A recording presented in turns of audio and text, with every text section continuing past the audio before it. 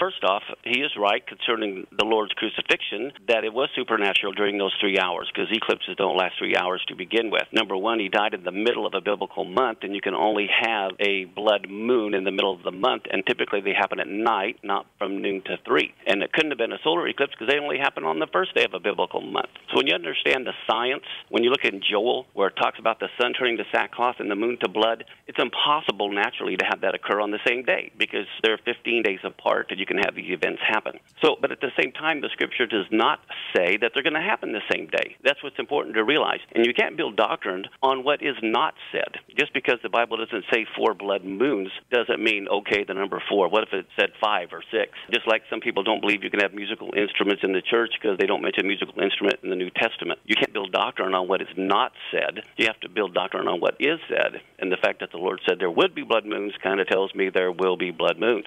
Even in Isaiah 61, verse 1 and 2, when Jesus stood up and proclaimed liberty in Luke, he didn't say the very next verse, which is, and the day of vengeance. So here within one verse, you can have a 2,000-year time difference. So you can't even look at one verse necessarily and say everything has to happen on that one day. So I think those are some important things to realize. Also, Peter referenced Joel in the book of Acts. That's what the verse he was, talking about.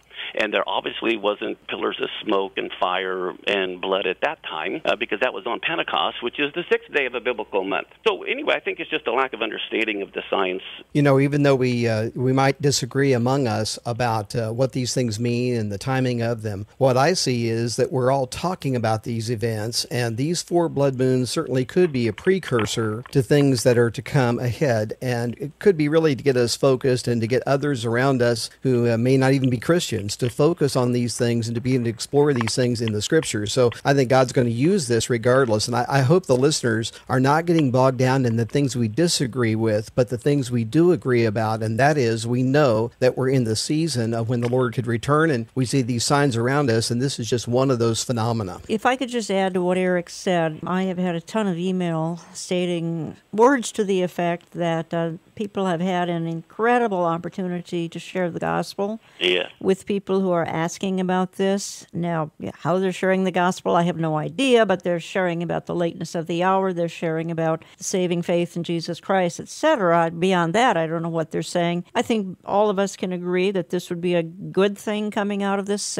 whole experience. Definitely. Sure, yeah. No, I think we need to leverage things like this, but we also, though, need to be careful, because when things are said specifically, as some are saying about these blood moons, specific events, and those events don't happen, then that can actually hurt the cause of Christ rather than help it. So I think, we don't want to be careless and reckless about things we say either, and say, well, God can bring some good out of it. We have to be careful in what we say, and I think that's very important for us, especially as teachers. It's a big responsibility. I agree completely, and, I want to caution listener, don't use these things as a scare tactic, because what we want to see is good information go out, just not something that can be then refuted later on. Okay, Mark Hitchcock, I think, and you've had an issue, and I would too, by the way, and I think it's Pastor Hagee who's talking about these high-definition signs and making some claims that just are a little troubling, startling, and I think that you have made the observation, Mark Hitchcock, that some of these blood moons are not and will not